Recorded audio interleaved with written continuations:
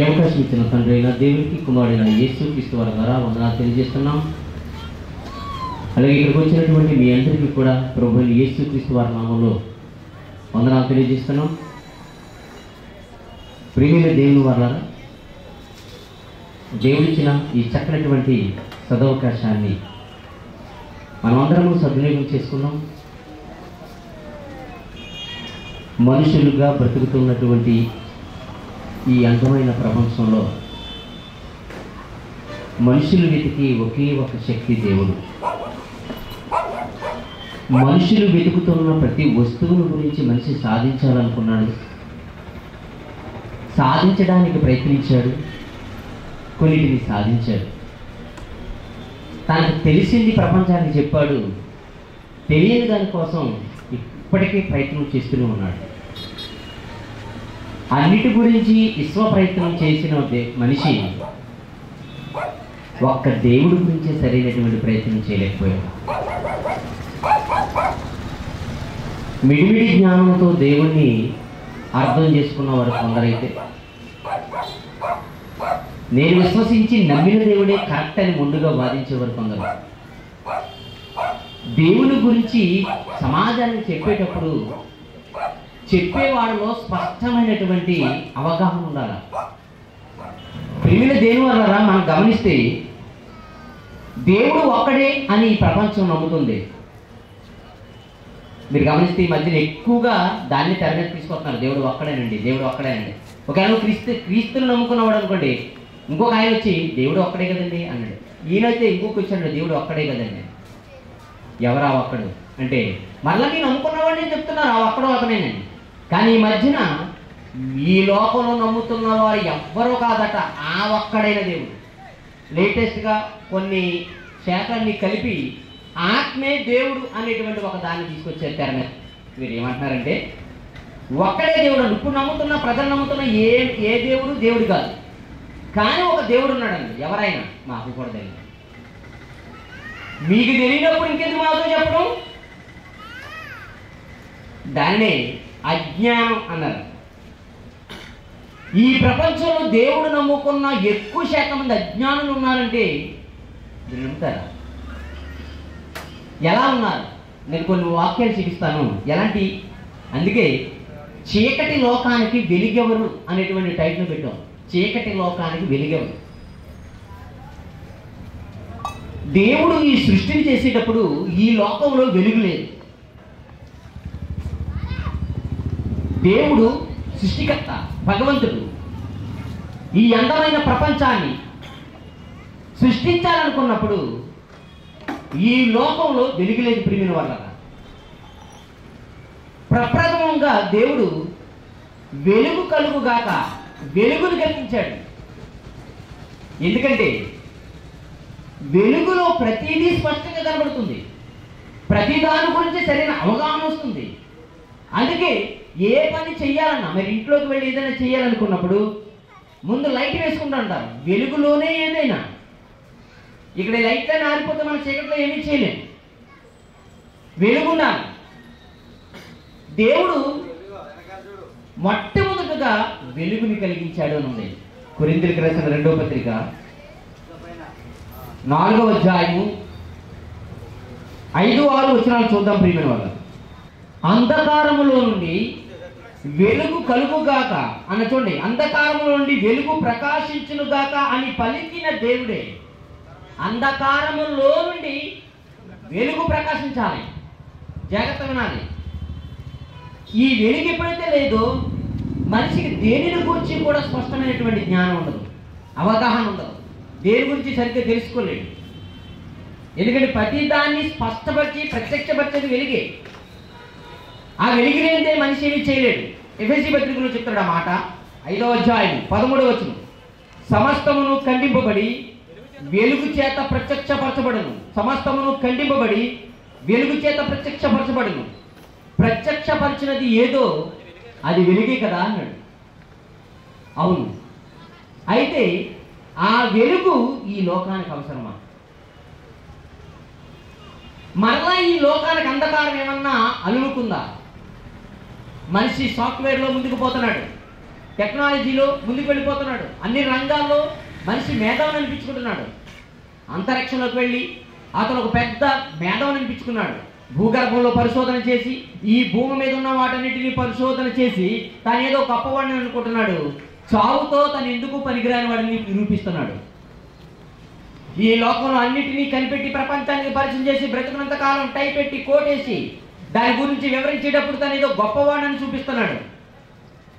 చచ్చిపోయి శవమైపోయి అతనికి ఏదీ తెలియదని మరలా అతనే మనకి మెసేజ్ ఇస్తున్నాడు.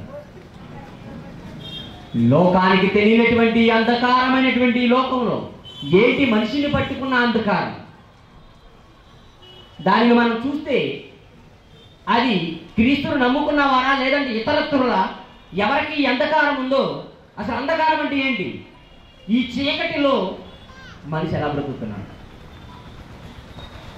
గమనిస్తే ప్రియమైన వాళ్ళారా, మనుషులకు ఏదైతే తెలిసి అనుకుంటున్నారో అది దానికంటే ఒక ధర్మం ముందుందని ఎరగాలి. దాన్ని సనాతన ధర్మం అన్నారు.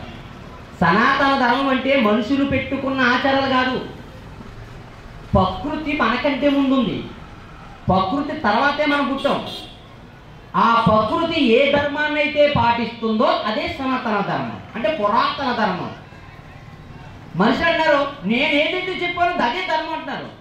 అదే పూర్వం ధర్మం. ఎవరు చెప్పారు మీకు? మనిషి పుట్టక ముందే ఒక ధర్మం నడుస్తుంది ఇక్కడ. అందుకే అన్నాడు కుక్క విశ్వాసం గల జంతువు అన్నాడు. ఈ లోకంలో జంతువు నీకంటే ముందే ఉంది. అంటే కుక్కకు విశ్వాసం అంటూ ఉంది అని అదో ధర్మం చెప్తుంది. ఎద్దు తన కామాంతు మెరుగును, అంటే ఎద్దుకి తన యజమానుడు ఎవరో తెలిసే ధర్మం చెప్తుంది. ఆవు ఎవరైతే తీసుకుని వారికి పాలు ఇవ్వడానికి ఇంటికి వస్తుంది. ఆవు ఒక ధర్మాన్ని చూస్తుంది. మొక్క ఒక ధర్మం చూపిస్తుంది. దానికి పుట్టిన పువ్వు నా కొరకు కాదు మీ కొరకేనని. చెట్టు ఒక ధర్మం చూపిస్తుంది. తనకు కాసిన కాయ నా కోసం కాదు మీకోసమేనని. సూర్యుడు ఒక ధర్మం చూపిస్తున్నాడు. తను ఉదయించేది వెలిగించేది తన కోసం కాదు భూమి మీద ఉన్న మనుషుల కోసమని. నది ఒక ధర్మాన్ని చూపిస్తుంది. ఆ పారే నీళ్ళు మీకోసమేనని. భూమి మీద ఉన్న ప్రతిదీ నీకంటే ముందే ఉంది. నీకంటే ముందే ఉన్నది నీకు ధర్మాన్ని చెప్తుంది. ఆ ధర్మమే సనాతన ధర్మం. నువ్వు చెప్పింది కాదది. నీకే ఆ ధర్మం ఉంటే ఎప్పుడో బుద్ధిమంతుడు అయిపోదు నువ్వు. నీకు ఆ ధర్మం తెలియదు. తెలియకపోయినా నువ్వు మాట్లాడుతున్నావు చూడు. అందుకే అన్నారు మనవాడు పాట కూడా రాశారు, మౌనంగా ఎదగమని మొక్క నీకు చెప్తుంది అని. పాటలైతే బాగా రాశావు, నీకు మౌనం ఏది?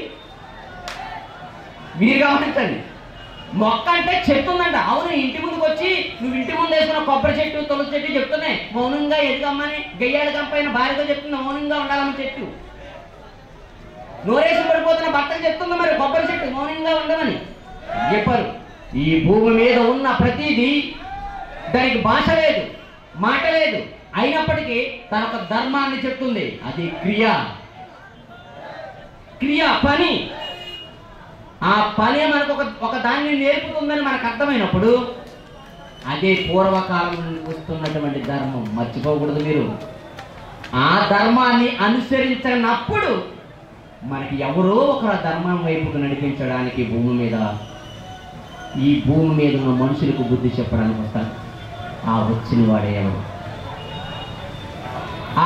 వాడే ఎవడు అంటే తన కుటుంబం, తన పిల్లల కోసం, తన కోసం బతికి చచ్చిపోయేవాడు సనాతన ధర్మం కోసం చెప్పినవాడు కాదు. ఎందుకంటే తనకంటూ ఒక లైఫ్ ఉండకూడదు, తనకంటూ ఒక కోరిక ఉండకూడదు, తనకంటూ ఒక ఆశ ఉండకూడదు, తనకంటూ జీవితానికి ఒక పునాది భూమి మీద ఉండకూడదు. కానీ ఏదైతే చెప్పాలనుకున్నాడో దానికోసం అవసరమైతే తన ప్రాణాలు కూడా లెక్క చేయని వాడే ఉండాలి. మీరు దేన్ని అడిగినా చెప్తారు. ధర్మం అంటే అదే. ఒక చెట్టు బతుకుండగా నీడొస్తుంది, చస్తే నీకు ఇంటికి కలపగా మారి గుమ్మంగాను కిటికీగాను డోరుగాను మారిపోతుంది.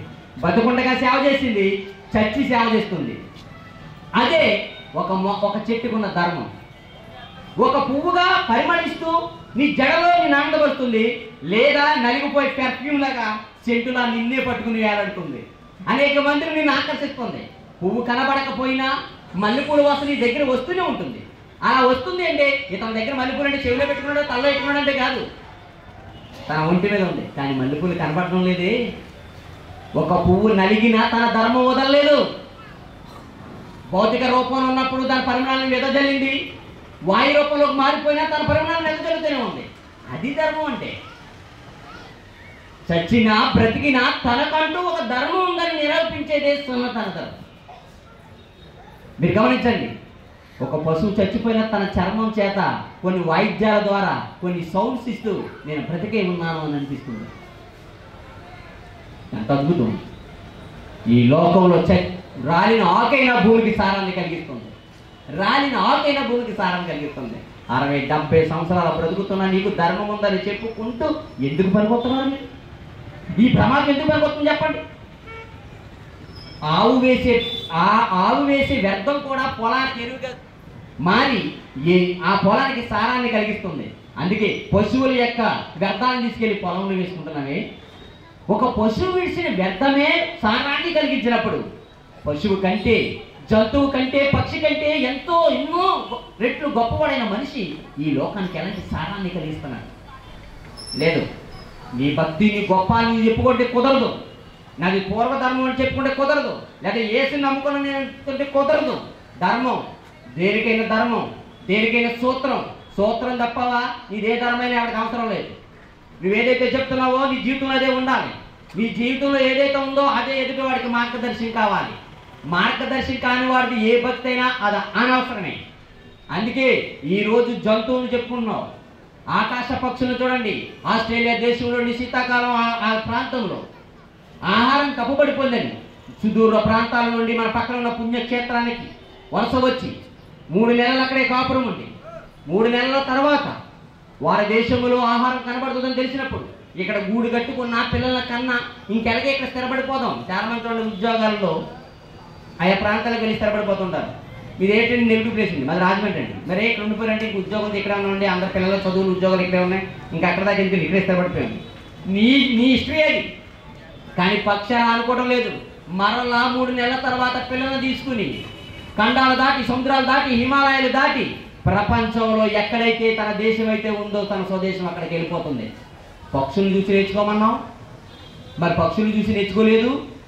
మొక్కలు చూసి నేర్చుకోమన్నాం, మొక్కలు చూసి నేర్చుకోలేదు. ఏమి చూసి నేర్చుకోకే మనిషి అన్నవాడు ఎలా మారిపోయాడు? మృగమైపోయాడు. అందుకే మానవ మృగాలు ఈ మధ్య టైటిల్స్ ఎక్కువగా అయ్యే కనపడుతున్నాయి. మానవ మృగాలు.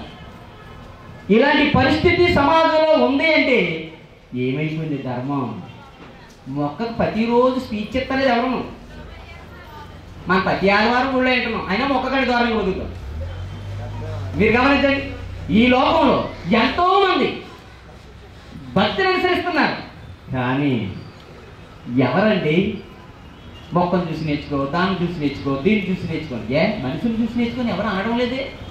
కానీ అలాంటి మనిషిని చూసి నేర్చుకోమన్న ఒక మనిషిని ఈరోజు మీ కళ్ళ ముందు ఆవిష్కరిస్తాను. నేను ఇక్కడ ఎందుకు ఇలా మాట్లాడుతున్నా తెలుసా? సత్యం మాట్లాడాలి.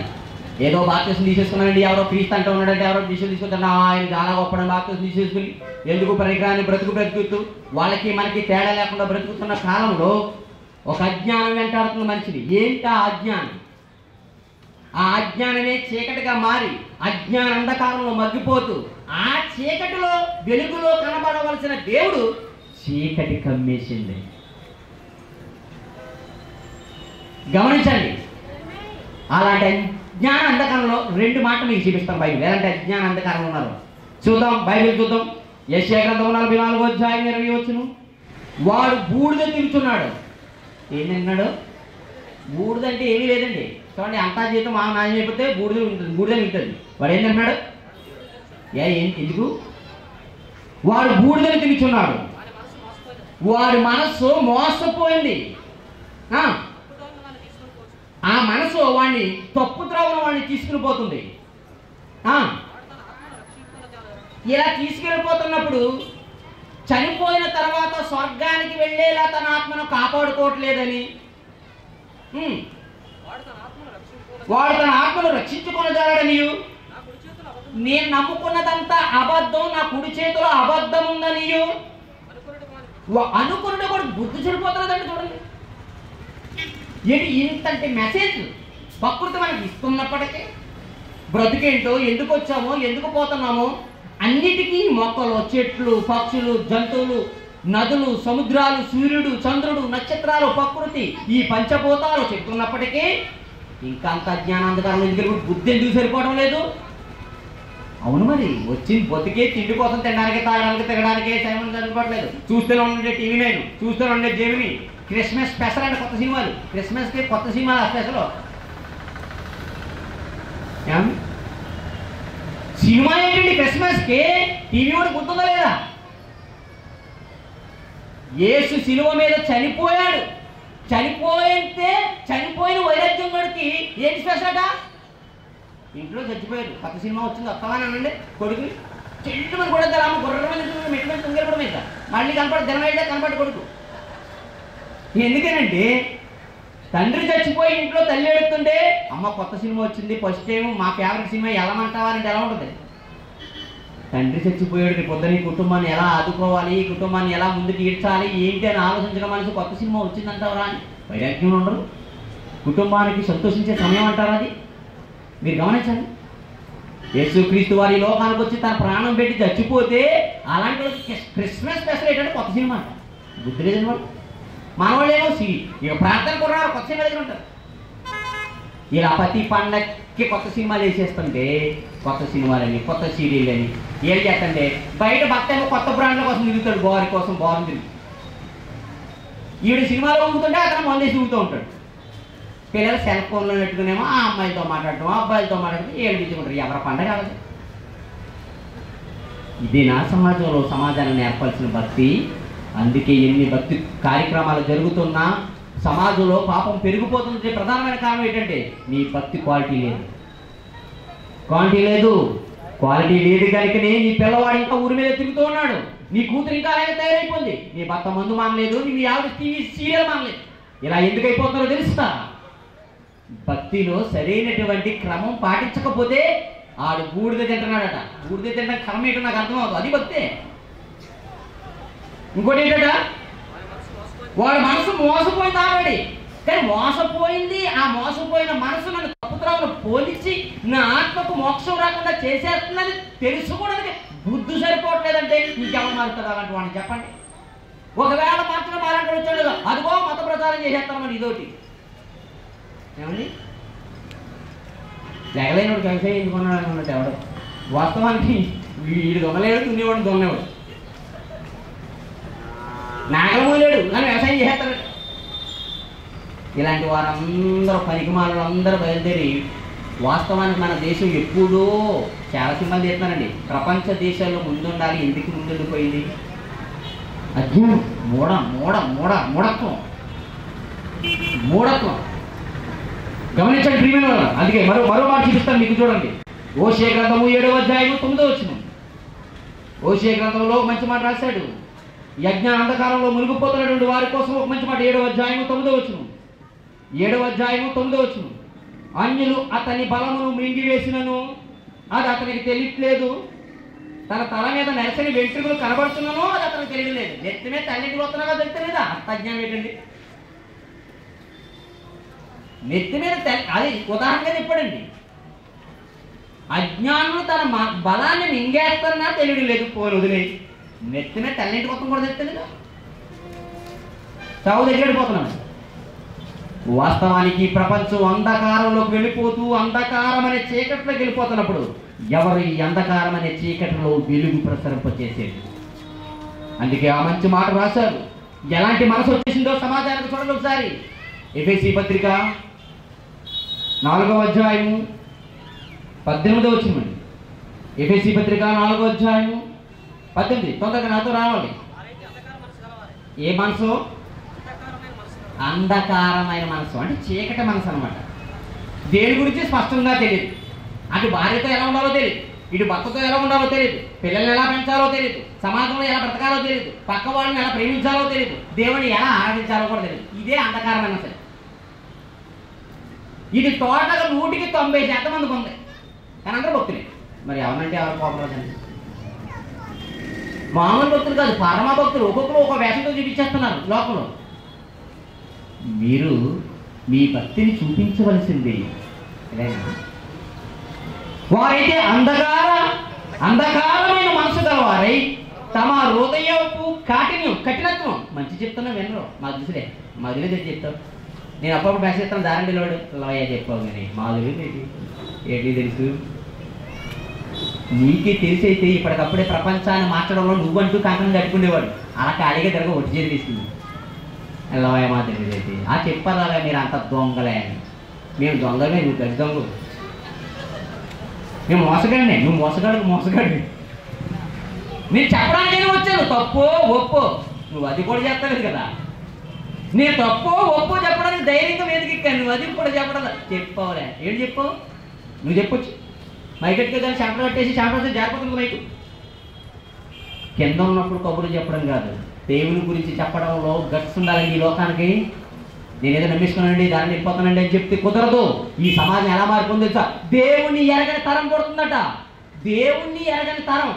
చూడండి స్టూడెంట్స్, దేవుని అంకులు అప్పుడేందుకు అంకులు బోడ ఎంజాయ్ చేయాలి, బోడ మందికి వాట్సాప్ పెట్టుకోవాలి, బోడ మందికి మెసేజ్లు పెట్టుకోవాలి, బోడ తాగవలసిన బీర్లు అలాగే ఉన్నాయి, చూడవలసిన సినిమాలు అలాగే ఉన్నాయి, తిరగవలసిన ప్లేసులు అలాగే ఉన్నాయి, గోదావరి గుట్ట అలాగే ఉంది, బిడ్జ అలాగే ఉంది, మా కోసం గోదావరి కూడా అలాగే అన్నీ అయిపోయిన తర్వాత తప్పళ్ళు ఊడిపోయిన తర్వాత తప్పళ్ళు కనపడకుండా అన్నాడు అనుకోండి, దేవుడికి ఊడిపోయిన తర్వాత వస్తాడంట. ఎప్పుడు? అప్పుడే కావాలట నామం. ఏ దేవుడు నామైనా అప్పుడెందుకు? అప్పుడు ఎడతాడు నరకంలో నీకు పంగనం దేవుడు, నీకు తెలియ ఉంది. మీరు గమనిస్తే ఏంటి ఏసునామం ఎప్పుడు కావాలి నీకు ఆ నామం. ఉద్యోగానికి పొల్లు ఊడిపోయినకి ఎక్కేస్తారా? రిటైర్మెంట్ ఇచ్చి ఇంటికి వెళ్ళిపోమంటారు. ఆర్మీకి ముసలోడు పిలుస్తారా? 40 ఏళ్ళప్పుడు వెళ్ళిపోబాబు ఎక్కడో చోట బ్యాంకు దగ్గర కన్నట్టు నుంచో.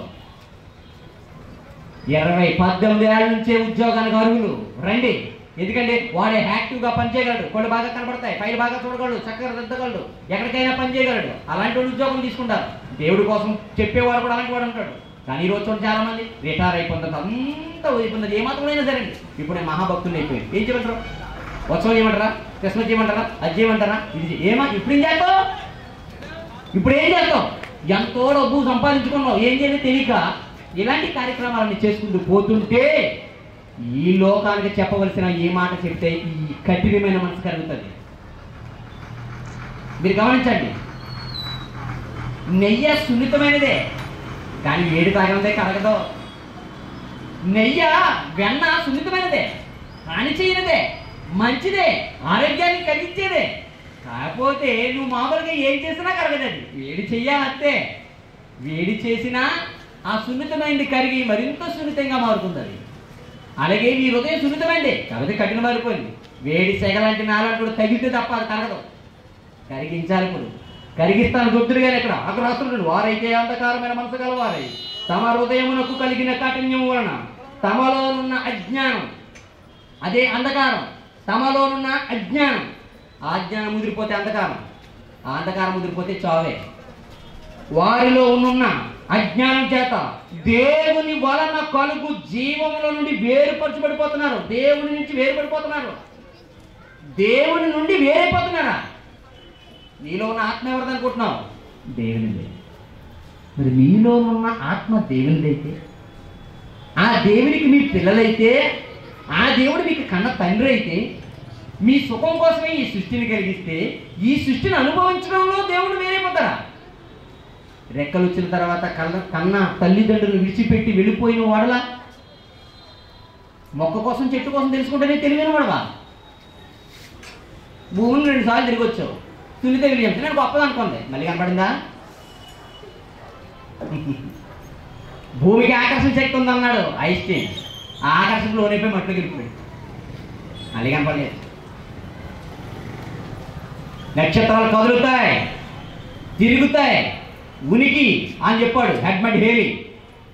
కానీ దేవుని కోసం మాత్రం తిరగలేకపోయాడు, వెళ్ళిపోయాడు. కోత నుండి పుట్టాడని చెప్పాడు, ప్రపంచాన్ని నమ్మించాడు, పాఠ్య పుస్తకాల్లో రాయించాడు. మీ పిల్లోడు కోత అంటే మీరు ఊరుకుంటారా? మా పిల్లోడు ఎలా ఉన్నాడు చూడండి, మంచి డ్రెస్సెస్ తీసుకొస్తారు పండక్కి, మా పిల్లకున్నాడు పండుకోతులా కానండి. ఊరుకమ్మ ఏ కోరిక దొరకలేదని చెవికిలేస్తారు. మరి అలాంటి చార్లెస్ డార్విన్ కోత నుండి వచ్చారన్నాడు, అతను చెవి ఎవరికి వెళ్ళలేదు. స్టూడెంట్స్ ఎంత బాగా చేశారు, ఏమంటే అది రాస్తేనే మార్కులు వెళ్తారు. దేవుడి నుంచి వచ్చారని ఫెయిల్ చేస్తారు. నేను అబద్ధాన్ని నమ్మడానికి చూసినటువంటి ఈ ప్రపంచం అజ్ఞానంలో లేదు అనడానికి మీరు ఎవరైనా ధైర్యం చేయగలరా? కోతురుండి పుట్టాను. మరి కోతురుండి పుడితే చెట్ల మీద మొక్కల మీద దోకుండా ఆకాయ ఈకాయ కూడా పంపలో ఎందుకుంటున్నారు? ఒక స్టూడెంట్ అయినా మా లెక్చరర్ని అడిగారా? అలా అడిగినందుకు బయటకు పంపేశాడు ఒక స్టూడెంట్ని. అదేంటి సార్ కోతి జాతి అయితే కోతి లక్షణాల నుండి చెట్ల మీద ఉండాలి కానీ ఇంట్లో ఎందుకు ఉన్నాను. పరిణామంలో లక్షణాలు పోయాయంట. మరి పరిణామంలోనే లక్షణాలు పోతే ఎన్నో ఆధ్యాత్మికమైన మాటలు చెప్తున్నాం. మరి పరిణామం చెంది ఎవరు భక్తిగా మారతలేదు సరిగ్గా. పరిణామం ఇప్పుడు ఆగుతున్నాను అంటే నువ్వు అనుకున్నప్పుడు స్టార్ట్ అవుతుంది, నువ్వు అనుకున్నప్పుడు మానేద్దాం. ఇది సమాజానికి చెప్పే సైన్స్. ఇది నమ్మేసము పెద్ద పెద్ద జ్ఞానవంతుడు. ఆ జ్ఞానం నేర్చుకుని దేవుడు లేడు పుడతాము దేవుడు మాట అనమండి మాకేంటండి అని చెప్పేస్తా. ఏడో టై కట్టేసుకుంటేనే నువ్వు తెలియనోడు అయితే ఈ టై కట్టే మనిషిని ఈ భూమి మీద పుట్టించిన వాడు, అఖిలాండ బ్రహ్మాండాన్ని సృష్టించినటువంటి బ్రహ్మాండ నాయకుడు. ఆయన లేకుండా నీ జీవితం ఏమైపోతుంది? ఆయన నుండి వేరైపోతావా? ఆయన లేకుండా బ్రతికేస్తానని అంటావా? ఎలా కుదురుతుంది? ఎలా కుదురుతుంది? ఆయన తను ఇచ్చిన శ్వాస ఒక్కసారి లాగేస్తే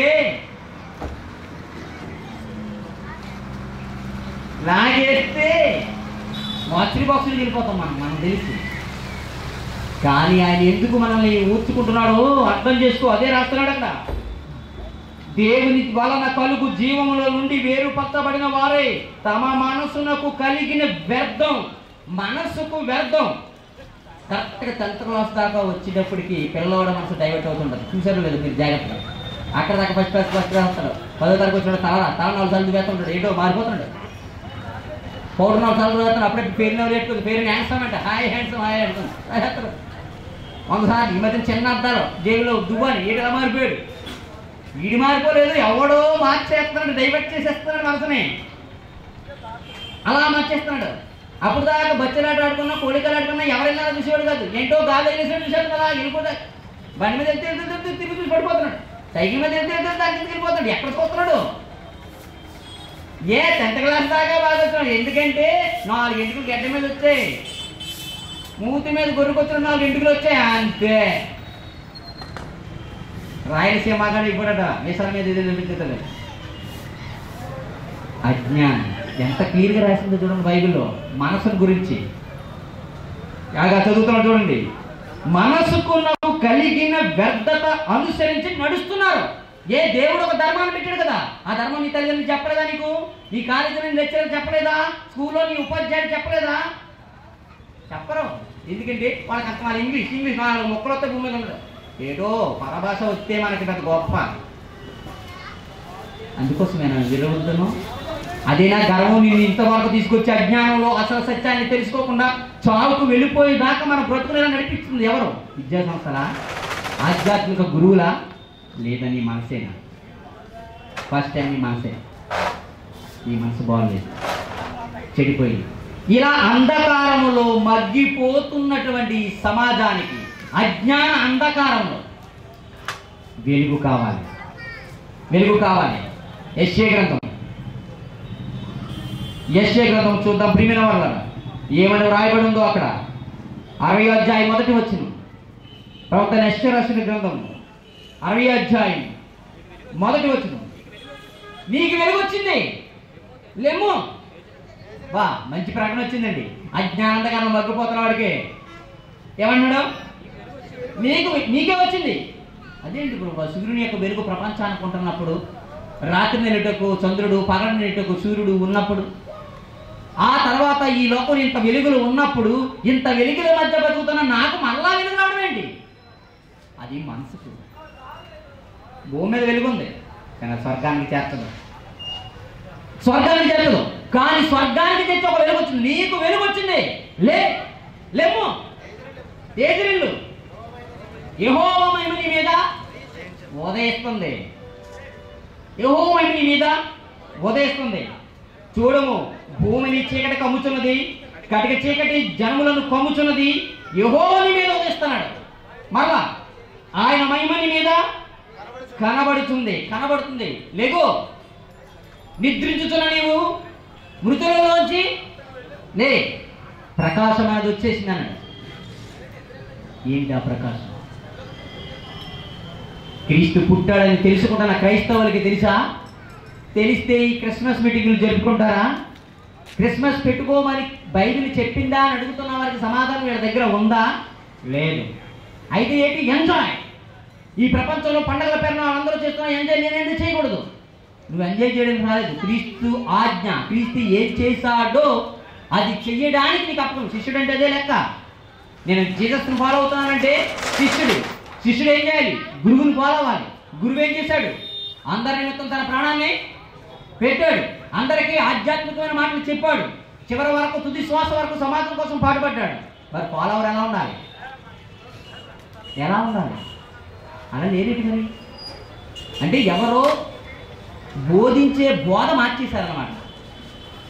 కుడి చెంప మీద కొడితే ఎడం చెంప చూపించాలని లాయర్గా చదవడానికి వెళ్ళిన గాంధీజీ గారికి నచ్చి మాటను కాపీ కొట్టి భారతదేశానికి వచ్చి కుడి చెంప మీద కొడితే ఎడం చెంప చూపించాలని బైబిల్ తెలిసిన బ్రిటిష్ వాడికి చెప్పాడట.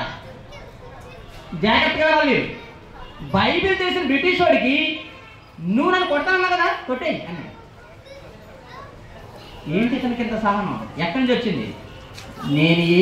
నువ్వే గ్రంథం అయితే చదువుకొని వచ్చావో నేను ఆ గ్రంథాన్ని చదివాను, కానీ అందులో ఒక మాట నిన్ను ఆకర్షించలేదు, నన్ను ఆకర్షించింది. ఆ మాట నిన్ను కుడి చెంప మీద కొడితే ఎడం చెంప చూపించమని బైబిల్లో ఉంది.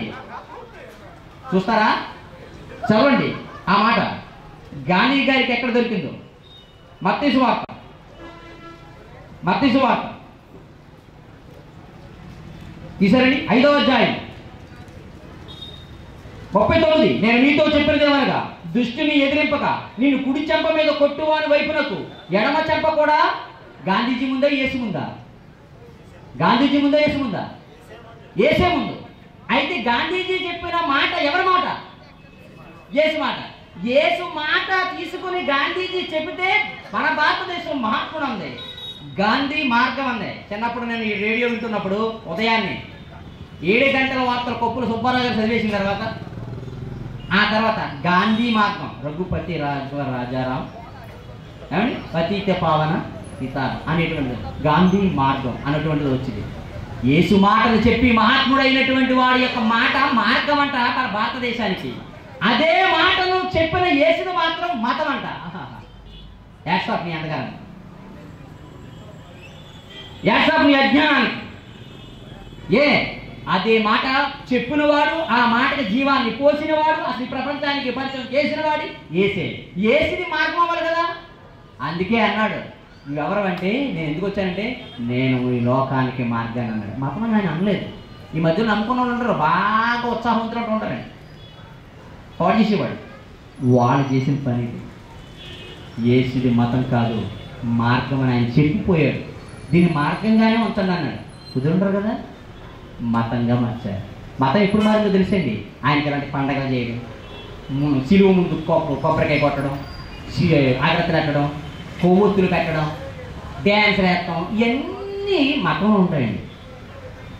ఆయన ఎక్కడైనా పని చేశాడా? చేయమని చెప్పాడా? ఏది ఈ బైబిల్లో నాకు ఒక్కర్లో ఇచ్చి చూపించండి ఎవరైనా.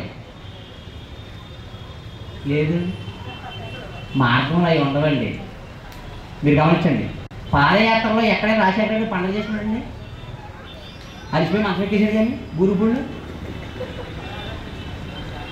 ప్రజల కోసం వెళ్ళేవాడు డ్యాన్స్ లేడు. పాలమూరు వచ్చి ఒక స్టెప్, వంతమూరు వచ్చి ఒక స్టెప్, కోరి మార్కెట్లో ఒక స్టెప్ వేయడండి. అరే అరే అని చెప్పి చంద్రబాబు నాయుడు ఏం చేశాడు తెలుసా? లేకపోతే అతనికి పదవులైనప్పుడు వచ్చి రాజశేఖర్ ఏం చేశాడు తెలుసా? వేయడు. ఎందుకో తెలుసా? ప్రజలకు ఏదైతే చెప్పాలనుకుంటాడో దానికే టైం అంతా కేటాయించి వెళ్తూ ఉంటాడు. అది పాదయాత్రలో చేయవలసిన పని. యేసు ఆ మార్గంలో పోతుండగా 100 సార్లు రాసిన బైబిల్ ఎన్నోసార్లు ఆయన ఆ మార్గాన్ని పోతుండగా తన శిష్యులతో ఈ మాట చెప్పాడు. ఆయన మార్గం పోతుండగా ఆ గ్రామస్తులతో ఇలా చెప్పాడు. పాదయాత్ర ప్రారంభం 30వ ఏట ఆయన బాప్తిసం తీసుకుని దేవుని గురించి చెప్పడానికి ప్రారంభించినప్పుడు కానించి 3.5 సంవత్సరాలు పాదయాత్రలోనే సేవ జరిగిపోయింది. పాదయాత్ర చేస్తున్న వాడికి డ్యాన్స్ వేసి పండుగ చేస్తావా అని ఏడుకోక అజ్ఞానం ఉంది. ఇదొక అంధకారం. ఇది దేవుడు తెలుసు అనుకునే వాళ్ళలో కలుగుతున్నటువంటి అంధకారం.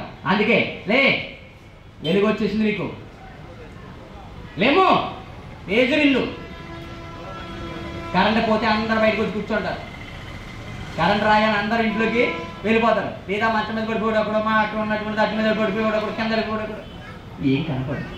అయితే క్రీస్తు పుట్టాడని డిసెంబర్ నెలలో పండగ చేసుకుంటున్నటువంటి వారు ఏంటి సమాజానికి తెలియపరిచేది? నేను ఈ రాత్రి చెప్తాను. నేను క్రైస్తవులకు విరోధంగాను లేకపోతే మరొకరికి విరోధంగాను కాదు. క్రీస్తుకు శిష్యుడుగా పరలోకమందున దేవునికి ప్రియమైన బిడ్డగా, మీ అందరి శ్రేయోభిలాషిగా నేను చెప్పేది ఒకటే. ఎక్కడో పుట్టినటువంటి క్రీస్తు గురించి మీరు ఇక్కడ ఎందుకు చెప్తున్నారండి అని ఓ ప్రశ్న అందరూ ఉంటుంది. ఈ డౌట్ క్లారిటీ ఇస్తాను చేస్తానండి. ఎక్కడో పుట్టిన క్రీస్తు దేవుడు ఉంది, అయినా 2000 సంవత్సరాల క్రితం నుంచి ఇక్కడ ఉన్నాడు యేసుక్రీస్తు. అప్పుడు ఉన్నాడా? లేనివాడు గురించి మనం ఎందుకండి ఇక్కడ చెప్పుకునేది? ఆయన ఎలా దేవుడు అవుతాడు? 2000 సంవత్సరాల క్రితమే కదండి యేసుక్రీస్తు వారు. ఎవరన్నారు? 2000 సంవత్సరాలే యేసుక్రీస్తు ఉన్నాడు, అంతకు ముందు లేడని ప్రపంచంలో ఎవరైనా ఉన్నారు? బైబిల్ చెప్పింది అలాగా? లేదా మీకు ఎవరైనా చెప్పారా 2000 సంవత్సరాల క్రితం నుంచి యేసు ఉన్నాడని? చూడండి బైబిల్ 17వ అధ్యాయం, యోహాను సువార్త 17వ అధ్యాయం. ఆయన ఎప్పుడున్నాడో బైబిల్ చెప్తుంది చూడండి. 17వ అధ్యాయం 5వ వచనం. తండ్రి, యేసుక్రీస్తు వారు దేవునితో మాట్లాడుతున్నాడు. తండ్రి, ఈ లోకం పుట్టక మునుపు నీ యొద్ద నాకు ఏ మహిమైతే ఉందో. అద్భుతమైన మాట అండి, జాగ్రత్తగా చదవాలి మీరంతా. క్రైస్తవులు బోధకులు చేసే బోధలకు అలసిపోయి విసిగిపోయి వేసారిపోయినటువంటి దేవుని పిల్లలారా, మేము అనుకున్నదే రైట్, వేడి చేస్తుందో తప్పు అని అనుకుంటూ సత్యం కోసం వెతుకులాడుతున్న సత్యాన్వేషులారా, ఈరోజు దేవుని చెప్పిన మాట్లాడండి. ఏమన్నాడు? తండ్రి. యేసు మాట్లాడు స్వయం, నేను రాసి వచ్చిన మాట కాదు, లేదా భక్తులు రాసిన మాట కాదు, ఆయనే అంటున్నాడు భూమి మీద ఉన్నప్పుడు. తండ్రి, ఈ లోకం, భూమి, ఆకాశాలు, భూమి మీద సమస్తం, ఆకాశంలో ఎగిరేవి, సముద్రంలో తిరిగేవి, భూమి మీద పెరిగేవి, ఇవన్నీ లేనప్పుడు నీ యొద్ద నాకు ఒక గొప్పతనం ఉంది, ఒక చక్కని స్థితి ఉంది నీ యొద్ద.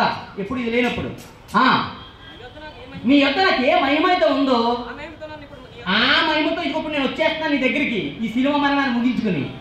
అక్కడ అదే మహిమ నాకు అమ్మని అడిగినప్పుడు 2000 సంవత్సరాల క్రితం నుంచి ఎవరన్నీ చెప్పింది. అలా ఏదో చెప్పేస్తాం, లేదు లేదు అలా యేసుక్రీస్తు నాకు నమ్మవలసిన అవసరం లేదని మీరు చెప్పేశారు కదా. ఎస్ చెప్పారు కాదు, మరి అప్పుడే ఉన్నవాడు 2000 సంవత్సరాల క్రితం ఎందుకు వచ్చాడు? పేతురు రాసిన మొదటి పత్రిక 1వ అధ్యాయము 20వ వచనం. ఆయన అనగా యేసు జగత్తు పునాది వేయబడక మునుపు అర్థం అడగండి ఎవరినైనా, మరలా చదువుతున్న మాట. ఆయన అనగా యేసు జగత్తు పునాది వేయబడక మునుపు, వచ్చిన తర్వాత మీరు మాట్లాడుకుంటున్నారు, నేను మునుపు రాక పూర్వం మాట్లాడుతున్నాను.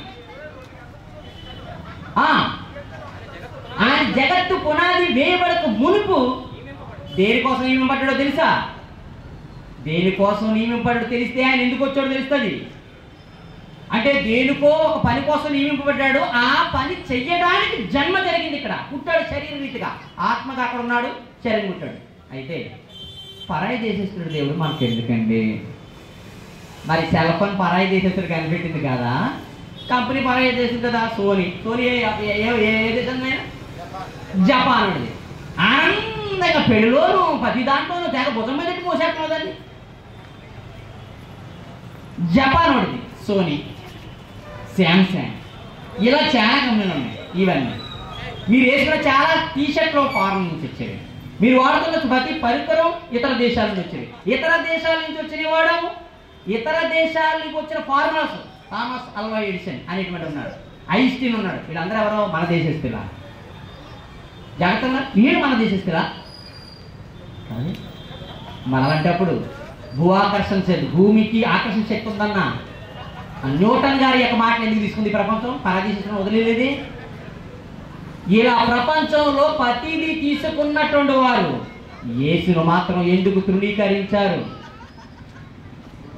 ఆత్మగా ఎక్కడైనా ఉంటాడు, కానీ వ్యక్తిగా సమాజాన్ని తీర్చిదిద్దడానికి ఎక్కడో ఒక చోట పుట్టాలి.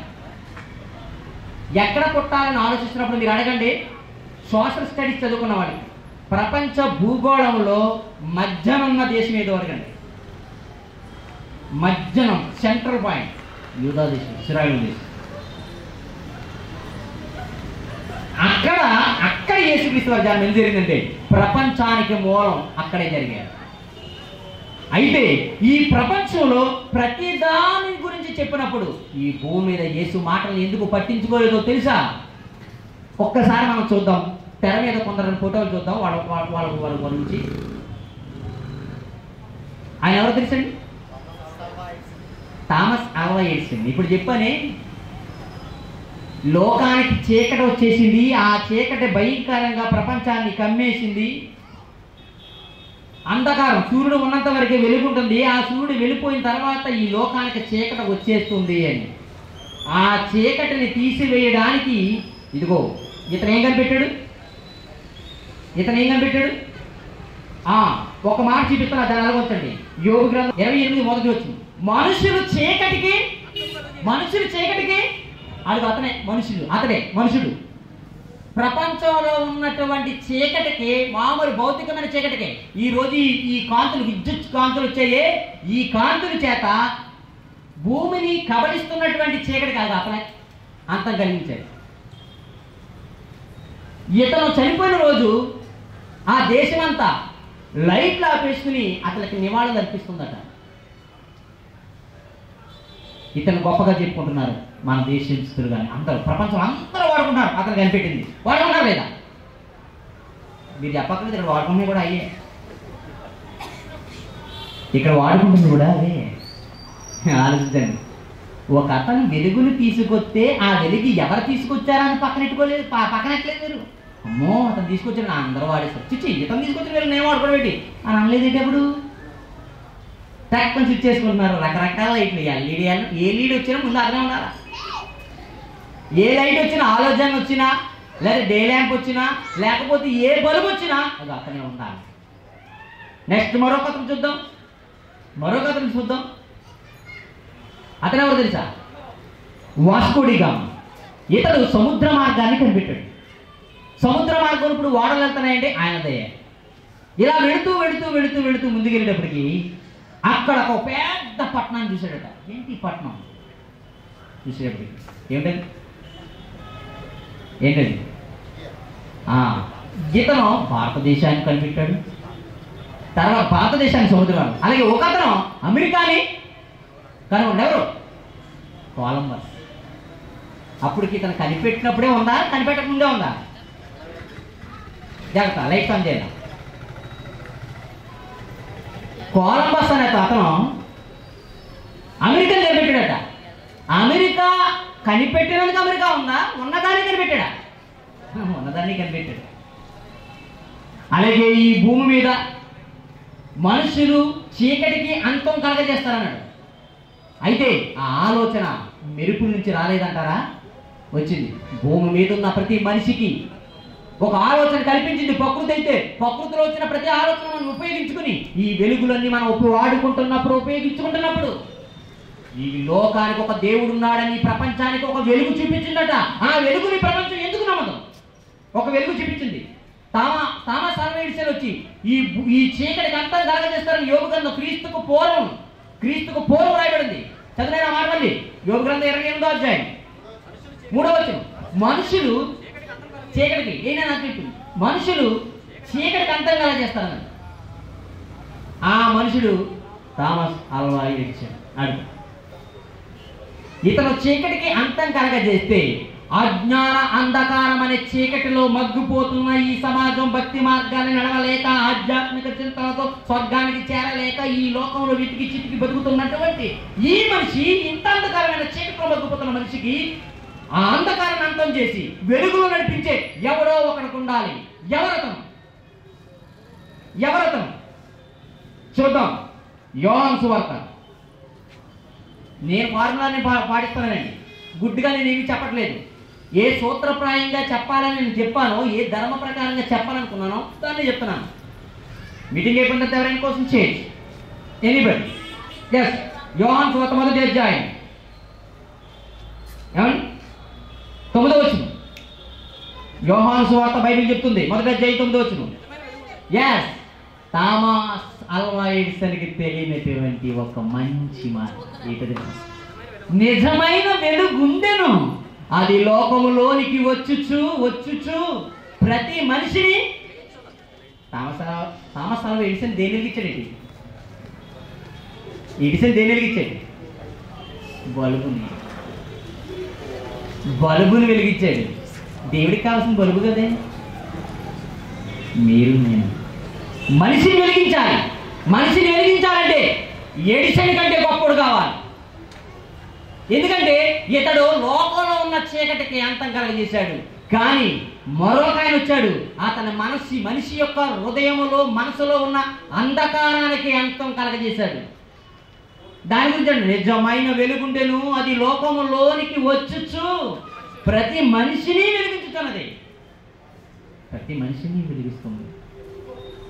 ఎవరండి ఆ వెలుగు? ఎవరు ఆ వెలుగు? చార్లెస్ డార్వినా, నికోలస్ కోపర్నికసా, హెర్మన్ హేలియా, ఐన్స్టీన్ న్యూటనా? ఎవరు ఆ లోకాన్ని వెలుగు? యోహాను సువార్త మళ్ళా చదవండి. బైబిల్ ఎంత చక్కనటువంటి మాట చెప్తుందో చూద్దాం. ఎంత చక్కనటువంటి మాట బైబిల్లో చెప్తున్నాడో చూద్దాం. 8వ అధ్యాయము 12వ వచనం. యోహాను సువార్త 8వ అధ్యాయం 12వ వచనం. మరలా యేసు చెప్తున్నాడు, నేను లోకమునకు, వెరీ గుడ్, నేను లోకమునకు వెలుగును. లైట్. వెలుగు ఎందుకంటే చీకటిని పారదోలడానికి, అంధకారాన్ని అంతం చేయడానికి. నేను ఈ లోకానికి వెలుగు. లైట్ని కల్పించిన ఎడిసెలకు కూడా ఈయన వెలుగు కాదంటారా? బల్బును కలిపెట్టి ప్రపంచానికి వెలుగుని చూపించిన థామస్ అల్వా ఎడిసన్కి కూడా వెలుగు ఆయనే. నేను ఈ లోకమునకు, ఎవరైనా ఎవరు? యేసు అంటున్నాడు, నేను ఈ లోకానికి వెలుగు అన్నాడు. దీపం వెలిగించి దేవుడి దగ్గర పెట్టో. ఎందుకు? కనిపించని దేవుడు వెలుగులో కనిపిస్తాడని. దాని అర్థం యేసు లోకానికి నేను వెలుగును అంటే అర్థం ఏంటో తెలుసా? ఆత్మ యెహోవా పెట్టిన దీపం. ఇది ఆయన ఇల్లు. ఈ దేహం దేవుడి కట్టిన ఇల్లు. అంటే దేవుడు ఉండడానికి కట్టుకున్న ఒక దేవాలయం. ఈ దేవాలయములో దేవుడు ఉన్నాడు. అందరికీ తండ్రి అయిన దేవుడు ఒక్కడే. ఆయన అందరిలోనూ వ్యాపించి అందరిలో ఉన్నాడంటే గుళ్ళో ఉన్నాడని నువ్వు అనుకుంటున్నావు. అదే బోధ. ఎంత బయటకు చూస్తున్నావు అదే బోధ. తెలియనోడు ఏదో చెప్పుకున్నాడంటే చెప్పుకున్నాడు అంధకారంతో అజ్ఞానంతో. ఈ తెలిసినోడు ఏం చెప్తానంటే రండి, గుడిలోనే ఉన్నాడు దేవుడు. ఆయన అన్నాడు గుడిలో లేను, నేను కట్టుకున్న గుడిలో అన్నాడు. మీ దేహము దేవుని వల్ల మీకు అనుగ్రహింపబడి మీలో ఉన్న పరిశుద్ధాత్మక ఆలయం ఉన్నదని మీకు తెలీదా? మీరు చదవలేదా? మీరు జీవం గల దేవుని ఆలయమే ఉన్నారు. మీరు జీవం గల దేవుని ఆలయం ఉన్నారు. ఈ ఆలయములో ఆయన ఉన్నాడు, కానీ ప్రపంచానికి కనిపించడం లేదు. అయితే దీపం వెలిగించి కనబడతాడు. అయితే దీపం వెలిగించు. ఆ చీకటిలో కనపడకుండా ప్రపంచానికున్న ఆ చీకటి వెనకాల ఉన్న దేవుడు. అంధకారంలో అజ్ఞానంలో మగ్గిపోతున్న ఈ సమాజానికి దేహం అనే దేవాలయంలో దేవుడు ఉన్నాడు. దేహం అనే దేవాలయంలో ఉన్న దేవుడిని ఆరాధించడం నేర్చుకోండి. అప్పుడే ఈ ప్రపంచం తప్పుత్రం నుండి సరైన మార్గంలో వెళ్ళడానికి ప్రయత్నిస్తుంది. వక్రత మారి తిన్నని మార్గం నడుస్తుంది. అది చెప్పకుండా నీ మట్టుకు నువ్వేదో దేవుడు తెచ్చుకున్న పొద్దున లేచి భగవంతుడు నన్ను కాపాడు, మా ఆవిని కాపాడు, మా పిల్లలు కాపాడు, స్కూల్కి వెళ్ళేటప్పుడు కాపాడు, వచ్చినప్పుడు కాపాడు, ఆఫీస్కి వెళ్ళేటప్పుడు కాపాడు. ఏంటిది అంతా? కిరణ చెట్ట కాదు, దురాశ చెట్ట. ఊరికి ఎందుకు కాపాడాలి? నిన్ను ఎందుకు కాపాడాలి? ఏంటి నీ వల్ల ఆయనకు ఉపయోగం? ఒక ఎమ్మెల్యే ఉన్నాడంటే, ఒక ఎంపీ ఉన్నాడంటే, మంత్రులు ఉన్నట్టే ఈ సమాజానికి ఏయో కార్యక్రమాలు చేస్తూ ప్రజల పని మీద తిరుగుతున్నాడు కనుక అలాంటి వాడంటే కొందరికి నచ్చక చంపేస్తారేమో. గన్ ప్రభుత్వం ఏం చేసిందంటే, ప్రజలు బాబు మేము నెగ్గించుకున్న మా నాయకుడికి మీరు సేఫ్టీ ఇవ్వాలని గన్ మ్యాన్స్ పెట్టారు. ఎందుకంటే అతను రోజు మన పని మీద ఉంటాడు కనుక అతను కాపాడుకోవాల్సిన అవసరం మనకు ఉంది. ఎందుకంటే దేశ సేవ చేయాలనే ఆలోచన అందరికీ రాదు. వచ్చింది ఒకే ఒకడికి. ఆ వచ్చిన వాడిని ఎవరో ఒకరు చంపేద్దాం అనుకుంటాడు కనుక అలా చంపేకుండా మనం కాపాడుకుందాం మనం అనుకుని ఏర్పాటు చేసుకుంటారు. ఇవ్వాలంటే ఏదైనా చేస్తే దేవుడు కూడా నీకేం చేస్తున్నాడు? కాపలా పెడతాడు. యెహోవా యందు భయభక్తులు గల వారి చుట్టూ ఆయన దూతలు కాపలా ఉంటాయన్నాడు. నిజం, మీకు సెక్యూరిటీ ఉంది, కానీ ఏ పని చేస్తున్నారని సెక్యూరిటీ మీకు? ప్రార్థన చేసుకున్నప్పుడు అంటారు దేవుడా నన్ను కాపాడు. ఆయన ఒకవేళ చెవులకు వచ్చి ఎందుకు అంటే ఆ మాటకే చెవులు పడిపోయి తెచ్చిపోతాను. ఎందుకు కాపాడాలి? నేను ఆఫీస్కి వెళ్ళి పేపర్ చూసుకుంటాను. నీ పేపర్ చూసుకుంటే నేను ఎందుకు కాపాడాలి? నా పేపర్ లేదండి. ఆలోచించండి. డాక్టర్ గారు ప్రార్థన చేస్తారంట, దేవుడా నన్ను చల్లగా చూసి నా క్లినిక్ని అభివృద్ధిపరచు అంటే మన రోగంతో చావాలి. లాయర్ గారు అంటున్నారు, దేవుడా నా ప్రాక్టీస్ బాగుండాలి అంటే మనం పొట్టుకు చావాలి, తనుకు చావాలి, పొడుచుకు చావాలి అంటే మరి కేసు లేకపోతే ఇదేనా మన ప్రార్థన? ఇలాగైనా చేస్తున్నావా? ఒకవేళ చేస్తే ఇలాగైనా చేస్తున్నావు, ఇదేనా నువ్వు నేర్చుకున్నది? యేసు చేశాడు ప్రార్థన, తండ్రి వీళ్ళు ఏం చేస్తున్నారో వీళ్ళకి తెలియదు. నువ్వు ప్రేమ చూపిస్తే ఇంకో రోజు బతుకుతారు, ఇంకో రోజు బతికితే నేను తెలుసుకుంటాను, నేను తెలుసుకుంటే స్వర్గం వస్తారు. ప్లీజ్ ప్రార్థనలో ఎంత క్లారిఫికేషన్, ఎంత స్పష్టత. తండ్రి వీళ్ళందరూ అమ్మాయికి తెలియక వెళ్ళిపోతున్నారు, కాపాడు కాపాడు తండ్రి.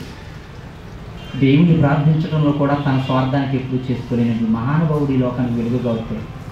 మనుషులు వెలుగును ద్వేషించారు. చదువుదా మాట, ఆ మాట ఏమని రాసింది? నేను లోకములకు వెలుగును, నన్ను వెంబడించువాడు చీకటిలో నడవడక, అంటే అజ్ఞానంగా బ్రతకడేవాడు, అజ్ఞానంగా జీవించరు వారు, లోకంలో ఎడిపడతాడు పోరు, పాపాంధకారంలో జీవించరు, డబ్బు కోసం జీవించరు, డబ్బు కోసం మోసాలు చేయరు, లంచాలు తీసుకోరు. మీరు గమనించండి, చాటి మనిషిని మనిషిగా చూస్తారు, తనకున్న దాన్ని ఎదుటివాడికి పెడతాడు, తనలోనే భగవంతుడు ఉన్నాడని చెప్తాడు. అందుకే కానీ కొండకు తీసుకెళ్తున్నాడు డబ్బులు ఇచ్చి, మధ్య నిశ్చయం కూడా తీసుకుపోతున్నారు. దేవుడు చెప్తారు, ఏం చెప్తారు అక్కడ? వేసి పెట్టుకున్న వాళ్ళ కిరీటం, వేసి కొట్టుకున్న మేకులు, ఎందుకు మీకు? మీరు ఏమైనా కొట్టుకున్న మేకులు చూపించండి, ఉన్నాయా? అలాంటి క్రైస్తవులకి అంత కోపము రావాల పౌరుషులు. అందుకే యేసుక్రీస్తు ధర్మశాస్త్రోపదేశకులు షట్టర్ మీద షట్టర్ తెగేస్తాడు ఈ షట్. అందుకే చంపాలనుకున్నాడు పాపం ఆయన.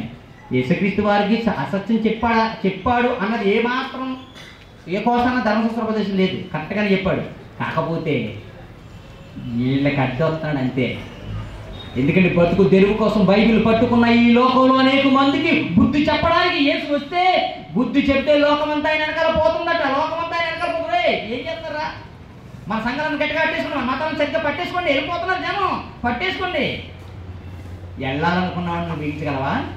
ఏమనుకుంటారు చూడండి, ఏమంటున్నారు చూడండి, ఆ మాట ఒక్కసారి చదవండి. యోహాను సువార్త 7వ అధ్యాయం 7వ వచనం చూద్దాం. లోకము మిమ్మును ద్వేషింపనేరదు గాని దాని క్రియలు చెడ్డవని నేను దాని గురించి సాక్షి ఇస్తున్నాను. కనుక నన్ను ఎందుకు ద్వేషిస్తుందో తెలుసా? ఈ లోకం నన్ను ఎందుకు ద్వేషిస్తుందో తెలుసా? ఏమంటా? దాని క్రియలు చెడ్డవని దాని గురించి నేను సాక్షి ఇస్తాను. అందుకే అది నన్ను చాలా మంది చేస్తున్నాము చెప్పకండి, ప్రకటించకండి. నేను ఎందుకంటో తెలుసా? ఎందుకంటున్నారు? ఆయన క్రియలు చెడ్డవి అని ఆయన అంటున్నాడట, నువ్వు తప్పు చేస్తున్నావు అని అంటున్నాడట. అందుకనే ఆయన్ని నమ్మరట. అందుకే ఈ లోకం ఏమైపోతుందంటే 12వ అధ్యాయం 19వ వచనం ముగించేస్తాను, చివరికి వెళ్ళిపోయాం.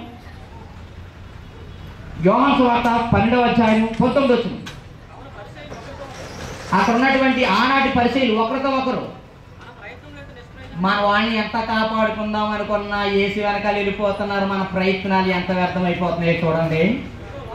ఎంత పగడబంది, మన మతం నుంచి ఆయన దగ్గరికి వెళ్ళకుండా పట్టేసుకుందాం అని కొందరు, మా సంఘం మా క్రైస్తవ సంఘం నుంచి అక్కడికి వెళ్ళిపోకుండా ఉండడం అని కొందరు, మా అభిప్రాయాల నుంచి వేరే అభిప్రాయాలు వెళ్ళడానికి వీల్లేదు అని కొందరు పట్టేసుకుంటుంటే, అయినా సరే ఆ కట్టలను తెంచుకుని భారభరితమైన హృదయంతో రక్షించగలవాడు ఆయనే అని ఒకే ఒక నమ్మకంతో కట్టలు తెంచుకుని వచ్చేస్తున్న వారిని చూసి అక్కడ ఉన్నవాడు అనుకున్నారట, చూడు లోకం, ఇదిగో లోకం ఆయన వెంట వెళ్ళిపోతుంది.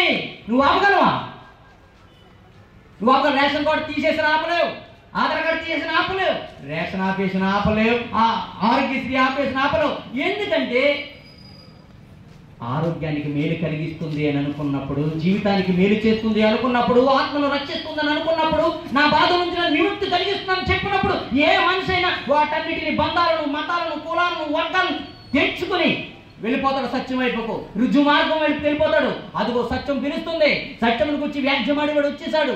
సత్యం అంటే ఏంటో తెలియక బ్రతుకుతున్నా ఈ లోకానికి సత్యం నేనేనని చూపించినటువంటి ఒక వ్యక్తి లోకంలోకి వచ్చాడు. ఆ వ్యక్తి వెనక వెళ్ళిపోతుందంట లోకం. అందుకు భయపడిపోతున్నారట. ఈనాడేటి యేసు బ్రతుకున్న ఆనాడే. అయ్యో లోకం అదిగో చెప్తున్నాడు, ఇదిగో ఎన్ని ప్రయత్నాలు చేసి ఆయన దగ్గరికి వెళ్ళకుండా ఉండాలి, ఎన్ని ప్రయత్నాలు చేసి ఆయన దగ్గరికి వెళ్ళడానికి. ఆఖరికి ఆయన చంపేశాం, అయినా ఆగాయా? ఇప్పుడు నన్ను చంపేయండి, ఆగదు. వ్యక్తిని చంపితే ఆగదండి, అదొక శక్తి అంతర్లీనంగా పనిచేస్తుంది. అది అంతర్లీనంగా పనిచేస్తున్నది, అది అదృశ్య శక్తి. మీకు మనిషే కనబడుతున్నాడు, ఈ స్వరమే వినబడుతుంది, దాని వెనకాల మా శక్తిని ఖండించడం లేదు. అదే ఒక శక్తి. ఇదిగో ఒక కెమెరాని పనిచేస్తుంది, ఒక ప్రొజెక్టర్ పనిచేస్తుంది, ఒక ల్యాప్టాప్ పనిచేస్తుంది, ఇక్కడ యాంప్లిఫైర్ పనిచేస్తుంది. అలాగే ఈ మనిషిని కూడా పనిచేసే ఒకే అద్భుతమైన శక్తి ప్రపంచాన్ని నడిపిస్తుంది, అదే దేవుని యొక్క ఆత్మ. దాన్ని ఆపగలవా? ఆ శక్తి మనకుందా? లేదు. అందుకే ప్రజలందరికీ కలగబోవు మహా సంతోషకరమైన సువర్తమానం ఎల్లు అన్నాడు. ఇది ప్రజలందరికీ కలగబోవు మహా సంతోషకరమా? ఏంటి ప్రజలందరికీ? ఒక ఎయిడ్స్ రోగికి మాత్రం కాదు, ఒక క్యాన్సర్ రోగికి మాత్రం కాదు. క్యాన్సర్ రోగికి ఎప్పుడు ఆనందం కలుగుతుందో తెలుసా? క్యాన్సర్ రోగానికి మందు కనిపెట్టారు అని అన్నగానికి అతనికొక్కడికే సంతోషం. ఎయిడ్స్ రోగికి ఎప్పుడు సంతోషం తెలుసా? ఎయిడ్స్కి మందు కనిపెట్టారు అన్నప్పుడు సంతోషం. డాక్టర్ అప్పులన్నీ తీర్చేశాను అని అనగానే వాళ్ళకి మాత్రమే సంతోషం. టీఏ పెంచాలని ఎవరికి సంతోషం? గవర్నమెంట్ ప్రభుత్వ ఉద్యోగులకి సంతోషం. కూలి పనులకి ఏ సంతోషం? కూలి పనుడైనా, వ్యాపారస్తుడైనా, ఉద్యోగస్తుడైనా, రోగస్తుడైనా, ఎవడైనా అందరికీ కలగబోవు మహా సంతోషకరమైన సువార్త. అందరూ సంతోషించాలి. అందరికీ ఒకటే రోగం ఉందా? అందరికీ ఒకటే రోగం. ఏటా రోగం? రోగికి రచన పత్రిక. ప్రజలందరికీ కలగబోవు మహా సంతోషం అంటే ప్రజలందరూ సంతోషించాలి.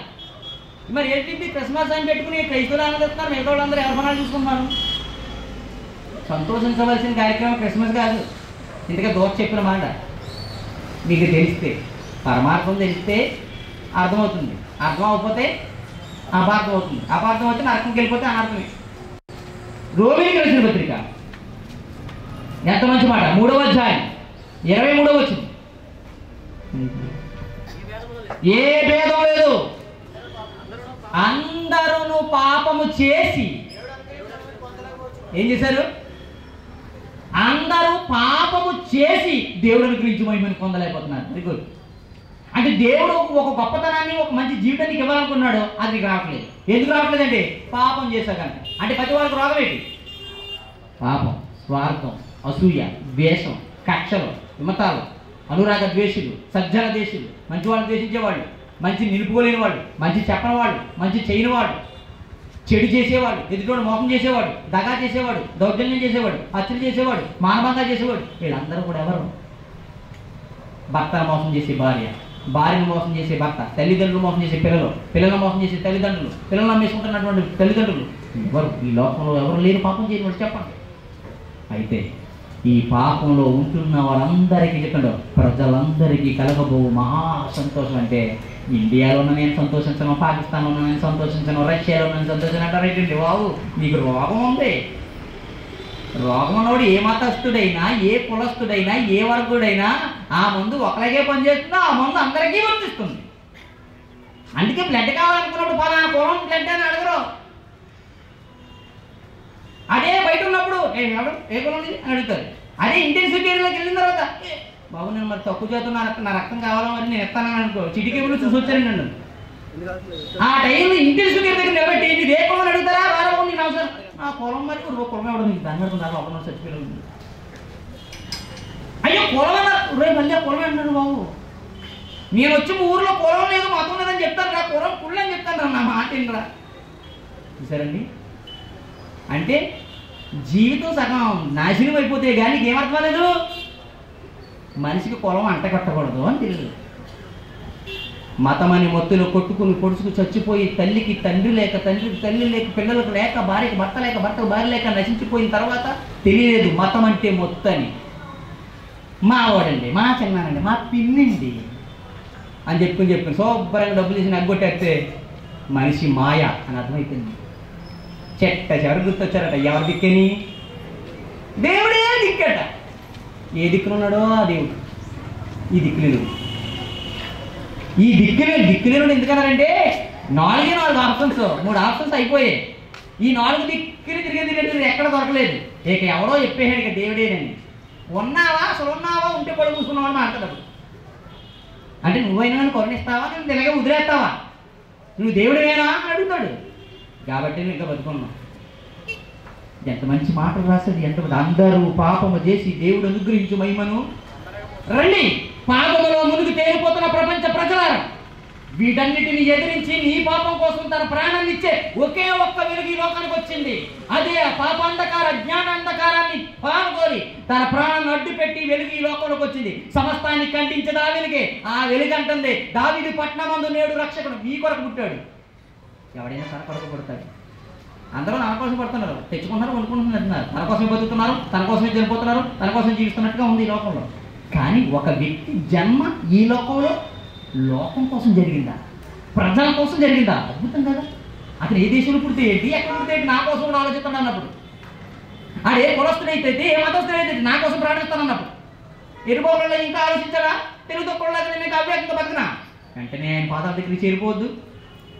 పాపం నుండి ఎడబాపవాడు మీ ఎవరిని అడగండి, పాపం నుండి విడిపెడతావంటే తాగుడని ఒకే ఒక బాన్సతో పిల్లల్ని భర్తను అలా వదిలేసి పిల్లల్ని తీసిన పుట్టింటికి వెళ్ళిపోతున్న భార్య ఉన్న లోకం ఇది. భార్య చెడిపోయిందనైనా పశ్చాత్తాపంతో వస్తే చేర్చుకోలేని భర్తలున్న లోకం ఇది. పిల్లలను హింసిస్తున్నారని చంపేసే తల్లిదండ్రుల లోకం ఇది. ఆస్తి ఇవ్వలేని తల్లిదండ్రులని చంపేసే కొడుకులున్న పిల్లలున్న లోకం ఇది. ఓటేసి నమ్మించిన ప్రజలను మోసం చేసే రాజకీయ నాయకులు ఉన్న లోకం ఇది. మంచి నాయకులను మోసం చేస్తున్నటువంటి ఓటర్లు ఉన్న లోకం ఇది. దేవుడి పేరు చెప్పి ప్రజలను మోసం చేస్తున్న ఆధ్యాత్మిక గురువులు ఉన్న లోకం ఇది. మంచి సేవకులను మోసం చేసే విశ్వాసం ఉన్న లోకం ఇది. ఇలాంటి లోకంలో ఒకటి నిన్ను రక్షిస్తానని ప్రాణం అడ్డు పెడతానని వస్తే ఇంకా పరిగెట్టకుండా ఇచ్చేస్తానంటే నేనైతే ఎప్పుడు పడిపోయాను. నేను ఎప్పుడెప్పుడో వెళ్ళి పడిపోయాను కనుక ఆ వెలుగు గురించి చెప్తున్నాను.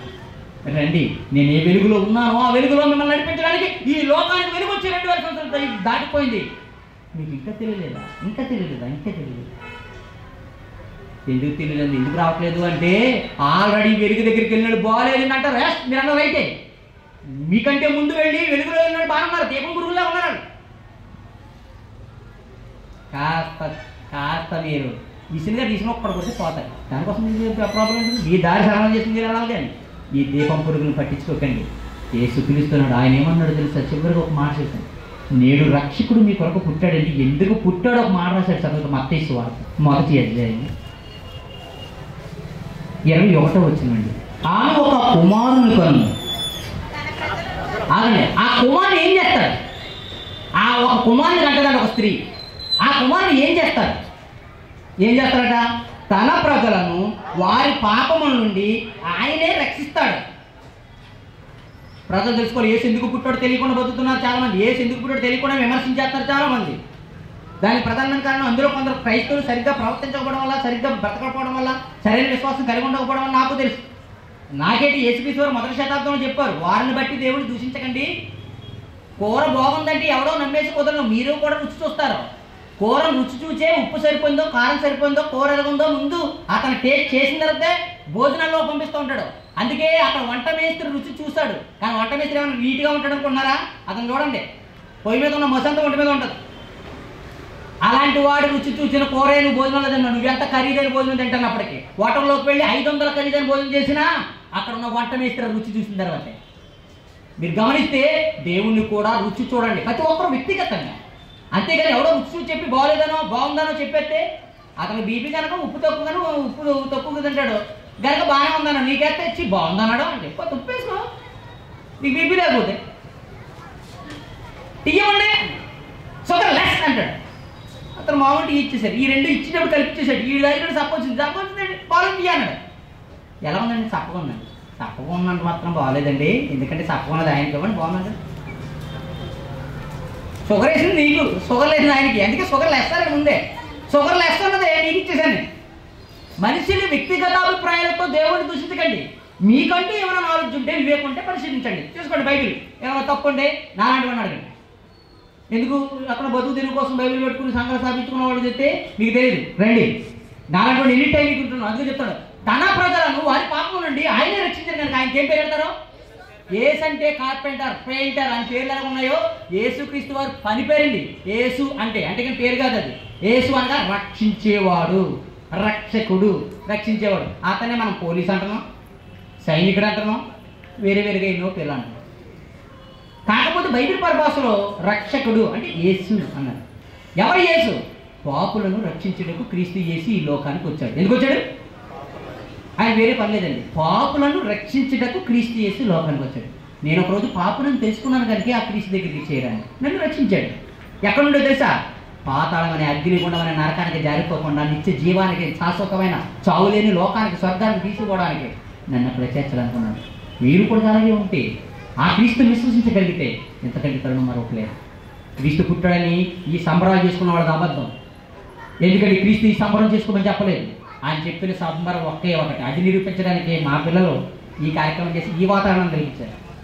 మీరు అనుకున్న కుచేపు కాసేపు యాది క్రిస్మస్ మేరీ క్రిస్మస్ అంటలేదని అనుకుంటారు.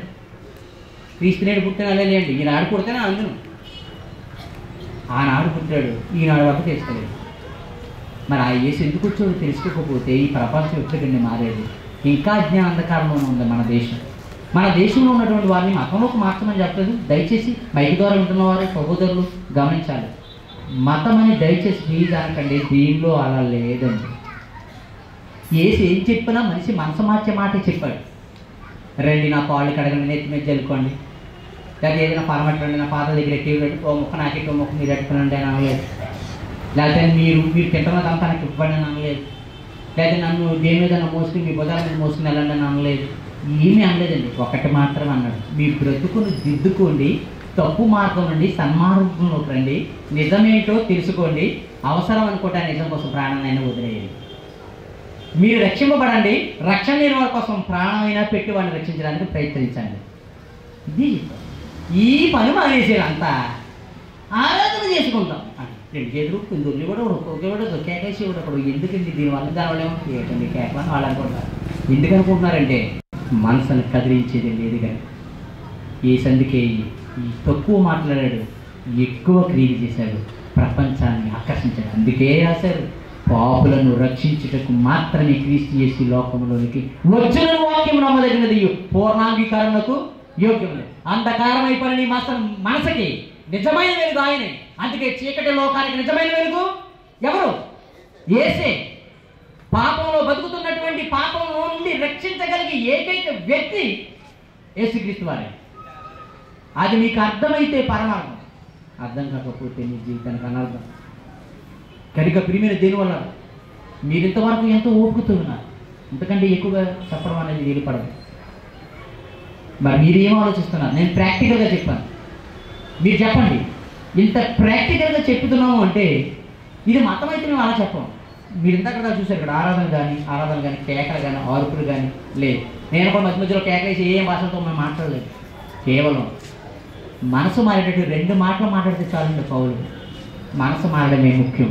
ఆ మనసు డబ్బు నుంచి మళ్ళాలి, లోకం నుంచి మళ్ళాలి, సుఖభోగం నుంచి మళ్ళాలి, ఈ లోకపు అనుభవించాలని కోరుకునండి మీ మనసు మళ్ళాలి. అదే నువ్వు ఎప్పుడైతే మారుతావో అదే పరలోకంలో నిజమైన సంతోషం, అదే నీ కుటుంబానికి సంతోషం. ఒక త్రాగుబోతు భర్త మారితే అదే ఆ కుటుంబానికి సంతోషకరమైన శుభవార్త. ఒక భార్య మారితే అదే ఆ కుటుంబానికి సంతోషకరమైన వార్త. లోకంలో తిరుగుతున్న కొడుకు మారి సత్ప్రవర్తనతో బ్రతకగలిగితే అదే ఆ కుటుంబానికి మారుమ, అదే సంతోషపడవలసినటువంటి. కానీ అలా మార్చండి. తప్పు త్రావులు పోతున్నారు వారు మార్చండి, ఉగ్రవాదులుగా మారిపోతున్న వారు మార్చండి, వ్యభిచారులుగా మారిపోతున్నటువంటి వారు మార్చండి. చదువుల పేరుతో తల్లిదండ్రులు ప్రేమ అనురాగాలు కోల్పోతూ లోకంలో భయంకరంగా మృగాలుగా బ్రతుకుతూ ప్రేమలంటూ ఆకర్షణలోనే యాసిడ్ బాటిల్ పెట్టుకెళ్తున్నాం. అమాయక తమ్ముళ్ళని రక్షిద్దాం. రోజు బ్యూటీ పార్లర్లు తిరుగుతూ అవతల కుర్రోల్ని ఆకర్షించేలా తిరుగుతున్నా ఈ చెల్లెల్ని కాపాడుకుందాం. టీవీ సీరియల్ అంటూ కుటుంబ బాధ్యత వదిలేసి టీవీ దగ్గర కూర్చున్న తల్లిని కాపాడుకుందాం. ఈ కుటుంబ భారాన్ని మొయ్యలేక మత్తులోనే ఉంటే ఎవడో నన్ను అప్పడగడని ఎప్పుడు బ్రాందీ షాపుకి అతుకుపోయిన ఒక తండ్రిని కాపాడుకుందాం. చుట్ట తాగిన మామను కాపాడుకుందాం, కళ్ళు తగిన తాతను కాపాడుకుందాం, డబ్బు తినేస్తున్న రాజకీయ నాయకుని కాపాడుకుందాం. వీళ్ళందరూ మార్చుకోవాల్సిన మన మీద ఉన్న పని. మన భారతదేశం డెవలప్ అవుతుంది. మోడీ గారు అన్నారు, మోడీ గారు ఇవన్నీ చేయండి, మన దేశం మేడల్లో అభివృద్ధి చెందదేమో కానీ మంచి కల్చర్లో మంచి మనుషులలో మన దేశం అభివృద్ధి అవుతుంది. అలా చేయడానికి మనందరం ప్రయత్నిద్దాం. యేసుతో పాటు మనము కూడా ఆయన పనిలో పాలుభాగస్తులు అవుదాం. యేసు క్రీస్తు వారి లోకానికి వచ్చి చేసినటువంటి ప్రతి ప్రయత్నం వెనకాల ఆయన కష్టం ఉంది. మార్చే వెనకాల ఆయన కొన్ని బాధపడ్డాడు, అవమానపడ్డాడు, రక్తాన్ని భూమి మీద చెల్లించాడు. కట్టిన పడిపోయిన హృదయం ఆ రక్తాన్ని చూసి మారుతుందని, నా కోసం ఒక అమ్మాయికి ఎందుకు చచ్చిపోయాడని ఆలోచిస్తుందని. అలాగే అందుకే చచ్చిపోయాడు. నీ కోసం చచ్చిపోయాడు, నువ్వు చావలసి చావు ఆయన చచ్చిపోయాడు. మరి నువ్వు పొందవలసిన మరణం ఆయన పొందినప్పుడు ఆయన చేయమన్న పని నువ్వు చేయవా? ఆయన చేయమన్న పని మీరు చేయరా? గనుక ఫ్యూచర్లో ఎవరు కూడా క్రీస్తు మీద కానీ క్రైస్తవ్యం మీద కానీ దయచేసి విరోధ భావాన్ని పెంచుకోవద్దు ప్లీజ్. మిమ్మల్ని రక్షించడానికి వచ్చేడే కానీ మిమ్మల్ని ఎవరిని రెచ్చగొట్టలేదు, ఉన్మాదులుగా తయారు చేయలేదు, ఉగ్రవాదులుగా తయారు చేయలేదు. లోకాన్ని తల్లిదండ్రులు మాట వినొద్దని పిల్లలకు చెప్పలేదు ఆయన. నీ భర్తను ఎదిరించిన భార్యకి చెప్పలేదు, నీ భార్యను కొట్టుని భర్తతో చెప్పలేదు, లోపల విచ్చలవిడిగా తినమని ఎవరస్తులకు చెప్పలేదు. మరి ఎందుకంటే కక్ష, ఎందుకంటే ద్వేషం? ప్రాంతీయ సత్వంతో వదిలేసుకుంటే నువ్వు చాలా వాటిని వదిలేసుకోవాలి. ఈ రోజు పిల్లలకు స్కూల్లో పంపించకూడదు, ఎందుకంటే అవన్నీ కూడా మన ప్రార్థనకు మించి ఎక్కడి నుంచో రాసిన పాటలే కదా. కనుక మరి అవన్నీ నువ్వు యాక్సెప్ట్ చేస్తున్నప్పుడు క్రీస్తుని యాక్సెప్ట్ చేయట్లేదంటే అది కేవలం అహంకారం అవుతుంది ఉండాలి, లేదా మూర్ఖత్వం ఉండాలి. కానీ అలా ఉండకూడదు. మీరంతా మన ప్రేమించేవారు, మనందరం కలిసి ఉంటున్నాం ఒకే భారతదేశంలో. కానీ ఒక్కసారి మరి ఆలోచన చేయండి. ఒక్కసారి ఆలోచన చేస్తే మీకు పరమార్థం ఉంది. విరోధ భావంతో చూస్తే తెల్లైనా, అదో రకంగా చూస్తే అనుమానంతో చూస్తే తెల్లైనా మన కంటికి తప్పుడుగానే కనబడుతున్నారు. ఆ భావంతో మాని సద్భావంతో చూడండి, యేసు కూడా మీకు పనికొచ్చేవాడిగానే కనబడుతుంది. ఆ భావం వదిలేసి మీరు చూస్తున్నారు కనుకనే వ్యక్తిని బట్టి చూడకండి, దేవుడిని నమ్ముకున్న వాడిని బట్టి క్రీస్తుని చూడకండి. మీకున్న మంచి మనసుతో యేసుని చూడండి, ఆయన అర్థమవుతాడు. మీరు గమనించండి, ఆ మనసు లేనాడు మారు మనసు ఉన్నట్టు కాదు. యేసు వచ్చింది మారు మనసు. మనసు అంతా చెడిపోలేదండి, మనసు ఒకటే చెడిపోయింది. దేవుడు అందుకే మనిషిని చంపాలనుకోలేదు, మనసును మార్చాలనుకున్నాడు. మనసును మార్చే పని చేస్తారో ఈ క్రైస్తవులు, లేదా ఇలా పండుగ చేసుకుంటూ కాలయాపన చేసుకుంటూ మిమ్మల్ని నాశనమే చేస్తారో నిర్ణయం వాళ్ళకి. రేపు క్రీస్తు వచ్చినప్పుడు మారిన వాణ్ణి కానీ మారి సరిగ్గా బ్రతకని వాడిని కానీ ఇద్దరిని ఇవ్వగలరు. వచ్చేవాడు బాలయేసు కాదు, వస్తున్నవాడు అగ్ని జ్వాలలో వస్తున్నాడు. వచ్చేవాడు కొదమ సింహంలా, అంటే వేటాడే సింహంలా వస్తున్నాడు. బలైపోతారో లేదా ఆయన వలన రక్షణ పొంది క్రీస్తుతో పాటు స్వర్గానికి చేరిపోతారో నిర్ణయం మీదే. క్రీస్తు పుట్టాడని సంబరపడ్డ కంటే ఆ క్రీస్తు ఎందుకు పుట్టాడో తెలియని వాడికి చెప్పడం మంచిది. అది తండ్రి, నీ పరిశుద్ధమైన నామమున వందనాలు. ఇంతవరకు నిన్ను గుర్చి నీ కుమారుని గుర్చి మేము చెప్పుకున్నాం. నిజమైన దేవుడు నీవేనని చెప్పడానికి లోకానికి వెలుగుగా వచ్చినటువంటి యేసు మాటలో నేను విన్నాం. యేసు మాటే లోకానికి వెలుగు. ఆ వెలుగులోనికి వచ్చిన వాడిలో ఏ కల్మషము దుష్కార్యము చేయడని నీ మాట చదివిస్తుంది. కనుక తండ్రి, ఈ లోకంలో క్రీస్తు పుట్టాడని సంబరాలు చేసుకున్నటువంటి క్రైస్తవ్యాన్ని బుద్ధి కలగాలి. క్రీస్తు ఎందుకు పుట్టాడో తెలుసుకున్న వారికి మారు మనసు రావాలని ఆయన నన్ను నిలబెట్టి మీరు మాట్లాడారు. ఎవరో గాయపడక విన్న మాటలు గ్రహించి మార్పు పొంది వివేకాన్ని కలిగి క్రీస్తుని వెంబడిస్తూ పరలోకానికి చేరుకునే అవకాశం కల్పించండి. వచ్చిన వారందరినీ దీవించి వరాత్మలాసలు తీర్చండి. ఈ కార్యక్రమాన్ని పెట్టినటువంటి ప్రతి బిడ్డని పేరు పేరున దీవించండి. సహకరించిన ప్రతి వారిని ఆశీర్వదించి అందరినీ దీవించి క్షేమంగా వారి గృహాలకు పంపమని యేసు వారి పరిశుద్ధ నామమున ఈ ప్రార్థన అడిగి వేడుకుంటున్నాము తండ్రి. ఆమేన్. తండ్రి దేవుని ప్రేమ, కుమారుడు యేసు క్రీస్తు వారి కృప, పరిశుద్ధాత్మన్యం సహవాసం మనందరిపై సదాకాలము తోడుగుండి నడిపించిన గాక. ఆమేన్. అందరికీ వందనాలు. Thank you.